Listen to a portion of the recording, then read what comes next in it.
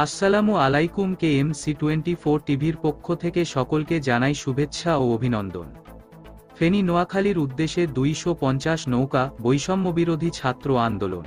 বন্যা কবলিত এলাকা ফেনী নোয়াখালীর উদ্দেশ্যে 250 উদ্ধারকারী নৌকা পাঠানোর বন্দোবস্ত করা হয়েছে। ইতোমধ্যে 50-এর বেশি উদ্ধারকারী নৌকা রওনা দিয়েছে এবং সারাদিনে আরও 200 নৌকা যাওয়ার কথা রয়েছে। আজ বৃহস্পতিবার 22 আগস্ট সকালে এমনটা জানিয়েছেন বৈষম্যবিরোধী ছাত্র আন্দোলনের কেন্দ্রীয় সমন্বয়ক নুসরাত তাবাসসুম।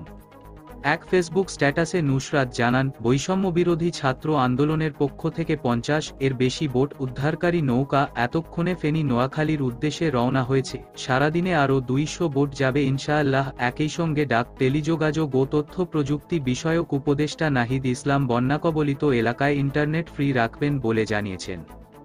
স্ট্যাটাসে আরও উল্লেখ করা হয়, আজ সারাদিন ঢাকা বিশ্ববিদ্যালয়ের টিএসসিতে গণত্রাণ সংগ্রহ চলবে। শুকনো খাবার, মুড়ি, চিরা, বিস্কিট, স্যালাইন বা অন্যান্য জরুরি জিনিস কেউ দিতে চাইলে সেসব নিয়ে আসতে পারেন। সারাদেশ এক কাতারে এসে দাঁড়িয়েছে, এক থাকলেই মুক্তি।